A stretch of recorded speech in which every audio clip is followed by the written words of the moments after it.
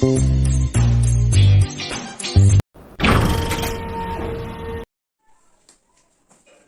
हिंद बच्चों। काव्य सौंदर्य के तत्व में रस और छंद के बाद अलंकार आता है। तो अलंकार तीन प्रकार के होते हैं: शब्दालंकार, अर्थालंकार, उभयालंकार। आपके पाठ्यक्रम में अर्थालंकार पढ़ना है, शब्दालंकार आप कक्षा 9 में पढ़े हैं और उभयालंकार जाकर के आप कक्षा 10 के बाद पढ़ेंगे। तो अलंकार के 4 अंग होते हैं।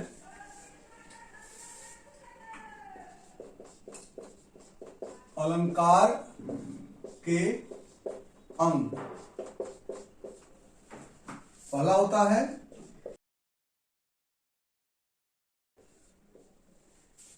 उपमेय,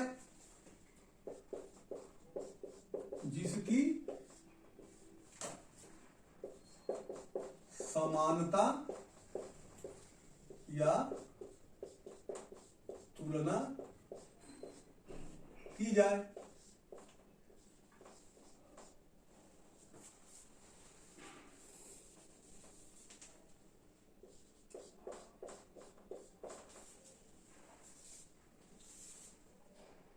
दूसरे अंग के रूप में आता है उपमान।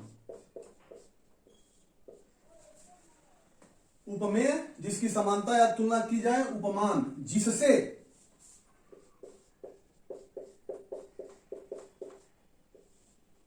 जिसकी और जिससे, इस पर ध्यान दीजिएगा।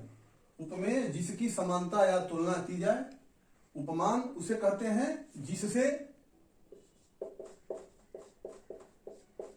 समानता या तुलना की जाए। उपमेय, जिसकी समानता या तुलना की जाए। उपमान, जिससे समानता या तुलना की जाए। एक में जिसकी और जिससे, इन दोनों शब्दों पर विशेष रूप से आप ध्यान देंगे। तीसरा अंग है वाचक शब्द। विवाचक शब्द क्या होता है? इससे आप पहचान कर लेते हैं कि इस अलंकार, ये जो दोहा या चौपाई दिया गया है या जो छंद दिया गया है, उसमें कौन सा अलंकार है। जैसे सियमुख सुंदर चंद्र समाना, तो ये जो समाना शब्द है यह वाचक शब्द होगा। पीपल पात सरिस मंडोला, ये जो सरिस शब्द है यह वाचक शब्द है। हरिपद कोमल कमल से, तो ये जो से शब्द है यह वाचक शब्द है। इससे हमको और आपको मालूम हो जाता है कि इस छंद में उपमा अलंकार है। और भी जो आपको रूपक अलंकार पढ़ने हैं, उत्प्रेक्षा अलंकार पढ़ने हैं, उसमें भी वाचक शब्द होते हैं। तो ये वाचक शब्द से हम अलंकार को समझ जाते हैं कि इसमें कौन सा अलंकार है। चौथा, समान गुण धर्म या स्वरूप। दोनों उपमेय और उपमान में, या दो वस्तु है तो दोनों वस्तुओं में आप उनके समान गुण धर्म के आधार पर उसकी समानता या तुलना करते हैं। जैसे दो पेन है तो दो पेनों की आप समानता या तुलना करेंगे तो इसी आधार पर करेंगे ना कि कौन सी अच्छी, लिखावट किसकी अच्छी है, किसकी स्याही अच्छी है और देखने में कौन सुंदर है। दोनों पेन में पकड़ने में कौन अच्छा है, तो उनके समान गुण धर्म के आधार पर समानता या तुलना करते हैं। दो व्यक्ति हैं, दोनों में कौन सुंदर है, तो दोनों के स्वरूप के आधार पर आप उनकी समानता या तुलना करते हैं। दो गीत गायक हैं, दो गा रहे हैं, तो दोनों की समानता या तुलना आप इसी आधार पर करते हैं कि कौन अच्छा गाता है। दो क्रिकेट खेल रहे हैं तो कौन सा, किसकी जो है बल्लेबाजी अधिक सुंदर है, अधिक रन लेता है और डिफेंसिव खेलता है, तो दोनों के खेलने के आधार पर दो प्लेयरों की आप तुलना करेंगे तो समान गुणधर्म यही है। अब हम चलते हैं उपमा अलंकार पर।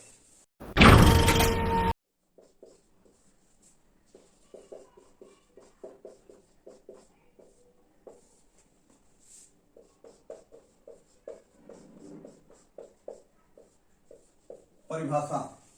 बोर्ड की परीक्षा में बस आपसे यही पूछा जाता है कि इस अलंकार की परिभाषा और उसका एक उदाहरण बताइए। तो आप परिभाषा याद करेंगे, बहुत छोटा छोटा परिभाषा हम लिखवा रहे हैं, याद करने में तनिक भी समस्या नहीं आएगी। समान गुण धर्म या स्वरूप के आधार पर जब एक वस्तु की समानता या तुलना, समान गुण धर्म या स्वरूप के आधार पर जब एक वस्तु की समानता या तुलना किसी दूसरे वस्तु से की जाती है,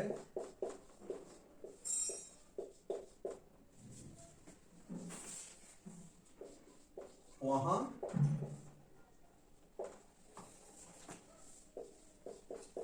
उपमा अलंकार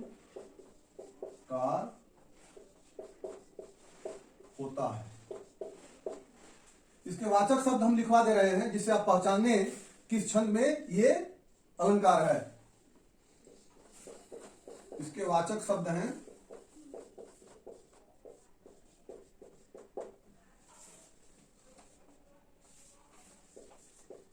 सा, सी, से, समान, समाना, सरिस, जैसे,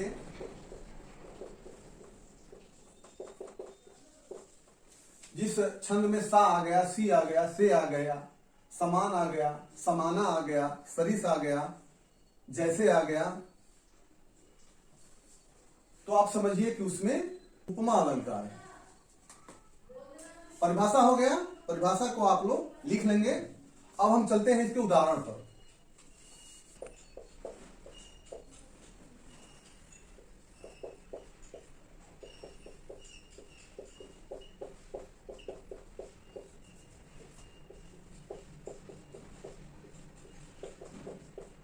हरिपद कोमल कमल से, हरि का जो प्रभु का जो चरण है, पैर है, वह कमल से भी कोमल है। दूसरा है पीपल पात सरिस मन डोला। ये देख रहे हैं कि जो ये सरिस है या से है या क्या है, ये वाचक शब्द है। इससे एक वस्तु की समानता दूसरे वस्तु से की गई। पीपल पात, आप देखे होंगे कि पीपल का पत्ता तनिक भी हवा न चले लेकिन पीपल का पत्ता डोलता रहता है। उसी तरह से हमारा मन है, मन भी हम यहां बैठे हैं वो कहां कहां घूम करके चला आता है या घूमता रहता है। तो मन जो है और पीपल का पत्ता दोनों स्थिर नहीं रहते हैं। दोनों का समान गुण धर्म यही है कि दोनों कभी भी स्थिर नहीं रहते हैं, इसीलिए दोनों की समानता या तुलना जो है की गई है। तीसरा उदाहरण भी आपको लिखवा दें। सागर सा गंभीर हृदय हो।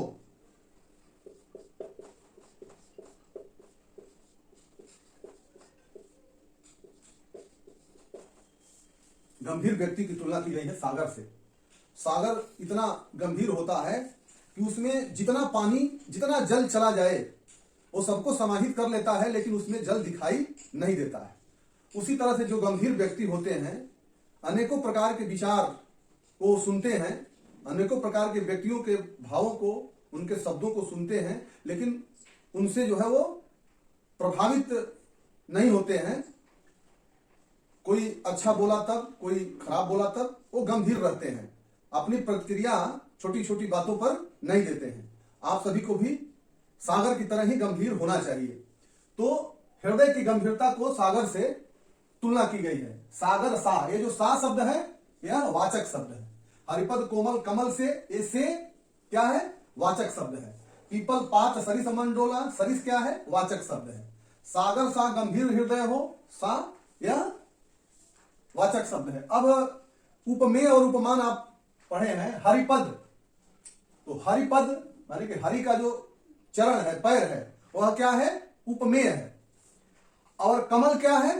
उपमान है। तो हरि के चरण की समानता की गई है।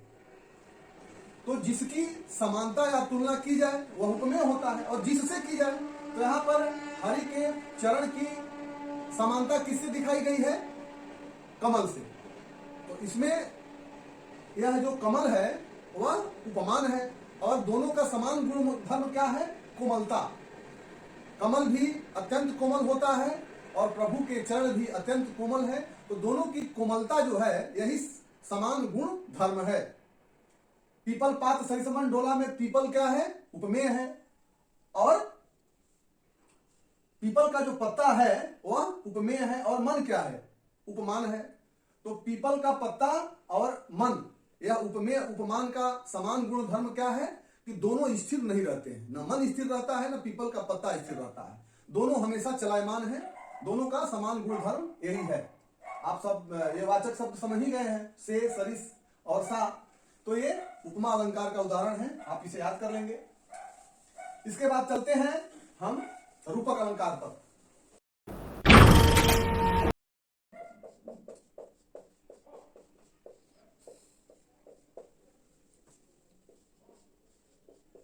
परिभाषा, जहां उपमेय को ही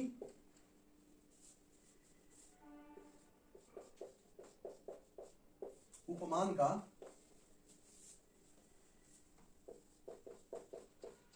रूप मान लिया जाता है, अर्थात उपमेय और उपमान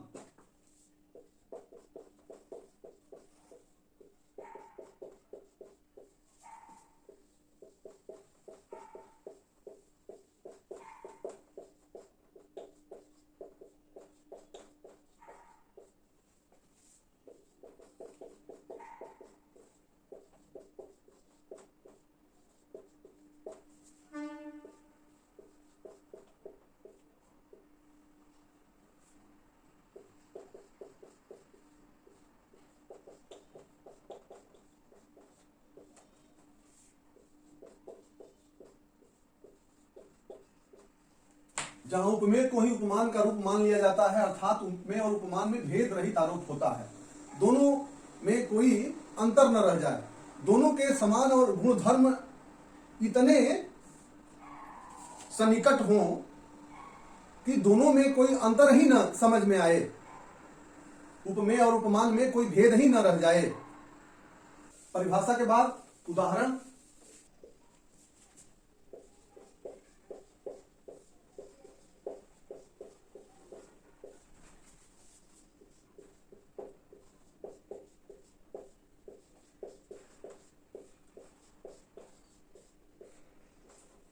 चरण कमल बंधौ हरिराई। अब इस छंद में कहीं भी सा से सरिस नहीं है। सा से सरिस होता तो यह उपमा अलंकार हो जाता। आप देखेंगे कि उपमेय और उपमान दोनों एक साथ रहते हैं। चरण कमल बंधौ हरिराई, तो चरण और कमल दोनों एक साथ हैं।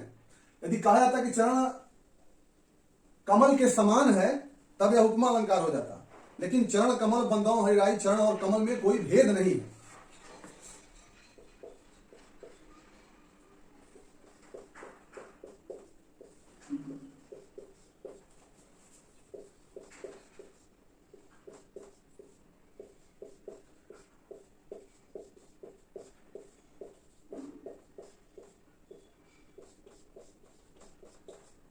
दूसरा है मीराबाई का छंद है, पायोजी मायने राम रतन धन पायो।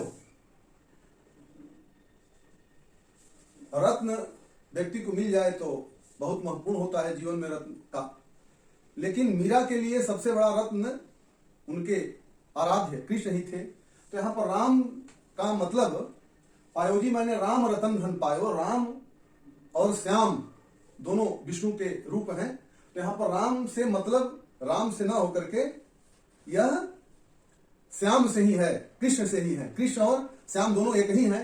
पायोजी माने राम रतन धन पायो। दो उदाहरण लिख लीजिए, आपको आवश्यकता यदि समझ में आए तो तीसरा भी लिख लीजिए।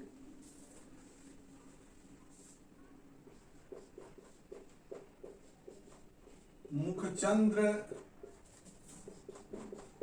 तुम्हारा देख सखी, मन सागर मेरा लहराता। मन सागर, यहां पर देखिए मन और सागर, इसमें रूपक अलंकार है। मुख और चंद्र में भी रूपक अलंकार है। मुख चंद्र तुम्हारा देख सखी, मन सागर मेरा लहराता है। तीन उदाहरण है, दो आप उदाहरण याद कर लीजिए तो आपका एक तो याद रहेगा, या तीनों याद कर लीजिए। अब तीसरा अलंकार है प्रेक्षा।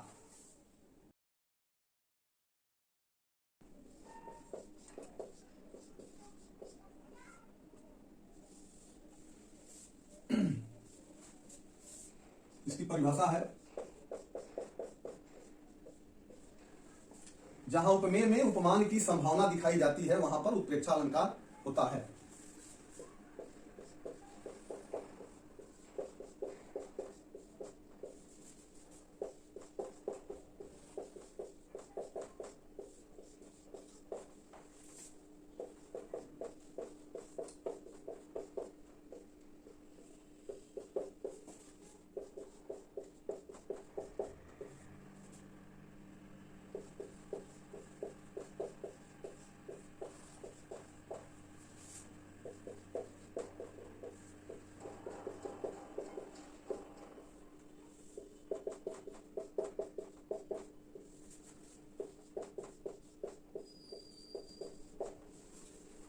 उपमा अलंकार में आप पढ़े हैं समानता या तुलना की जाती है।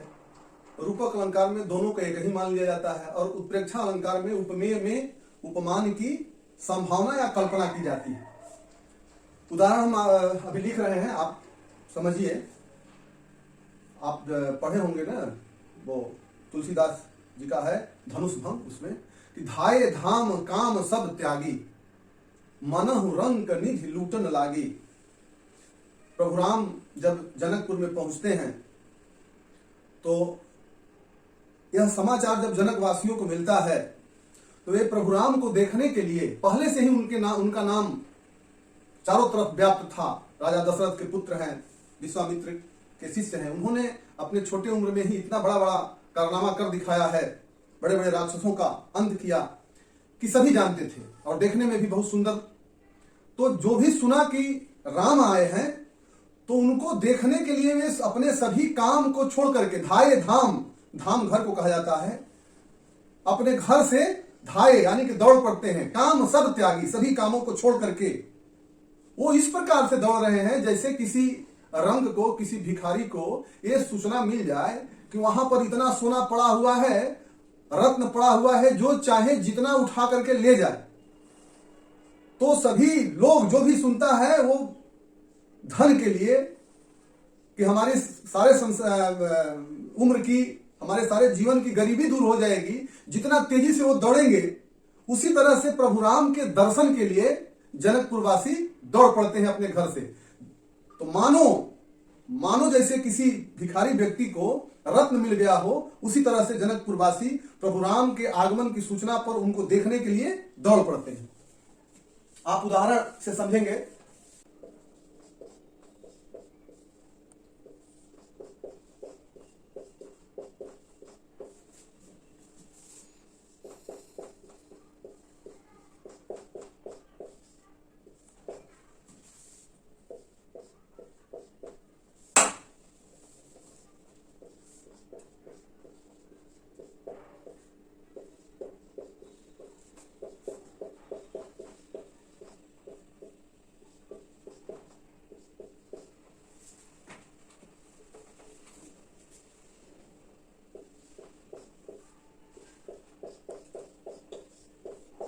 भाई धाम काम सब त्यागी, मनहु रंक निधि लूटन लागी। आप देखिए मनहु, जैसे हम उपमा अलंकार में बताए थे कि सा, सी, से, सरिस, समाना, जैसे यह वाचक शब्द है उपमा अलंकार का, उसी तरह से उत्प्रेक्षा अलंकार का वाचक शब्द है जनहु, मनहु, जानो, मानो। जानो, मानो, जनहु, मनहु, यह क्या है?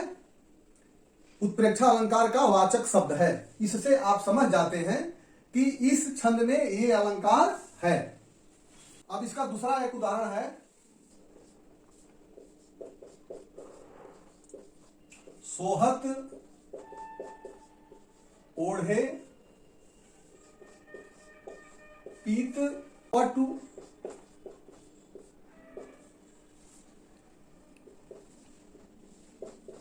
श्याम सलोने गात।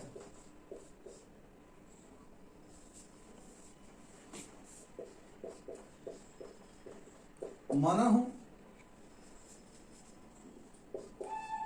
नील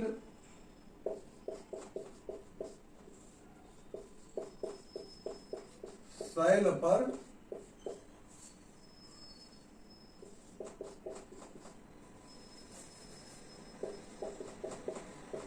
आतप परयो प्रभात। सोहत ओढ़े पीत पटु श्याम सलोने गात, मनहु नीलमणि शैल पर आतप परयो प्रभात। ये मनहु क्या है? यह वाचक शब्द है उत्प्रेक्षा अलंकार का।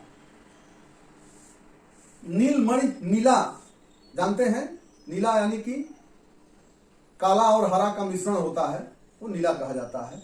तो नीले मणि का जो पर्वत होता है वैसे ही प्रकाशमान होता है, लेकिन जब सूर्य की पहली किरण उस पर पड़ती है तो उसका प्रकाश और व्यापक हो जाता है, उसकी चमक, उसकी सुंदरता और बढ़ जाती है। ठीक उसी तरह से कृष्ण, यशोदानंदन कृष्ण भी सांवले हैं, तो सांवले कृष्ण जब पीतांबर पहनते हैं, पीला वस्त्र पहनते हैं, सोहत ओढ़े पीत पटु, पटु मतलब वस्त्र होता है, अब पीत मतलब पीला, जब पीला वस्त्र पीतांबर जब वो पहनते हैं तो उनके श्यामल शरीर की सुंदरता इतनी सुंदर हो जाती है, वो इतने सुंदर लगने लगते हैं पीत वस्त्र पहन करके, पीले वस्त्र को पहन करके। ऐसा लगता है कि जैसे मानो नीले मणियों के पर्वत पर सूर्य का प्रकाश फैल रहा हो। तो यह उत्प्रेक्षा अलंकार का उदाहरण है। प्रत्येक अलंकारों की, उपमा अलंकार की परिभाषा और उदाहरण, रूपक अलंकार की परिभाषा और उदाहरण, उत्प्रेक्षा अलंकार की परिभाषा और उदाहरण आप याद कर लेंगे। एक परीक्षा में पूछेगा, आएगा 2 नंबर का, जैसे रस 2 नंबर का आता है, छंद 2 नंबर का आता है, तो अलंकार भी 2 नंबर का आता है। कुल काव्य सौंदर्य के तत्व से 6 अंक के प्रश्न पूछे जाते हैं और इसमें 6 में 6 नंबर मिलता है। यदि आप सही लिखे हैं तो कोई भी नंबर नहीं कटता है। जय हिंद, फिर मिलते हैं अगले वीडियो में। धन्यवाद।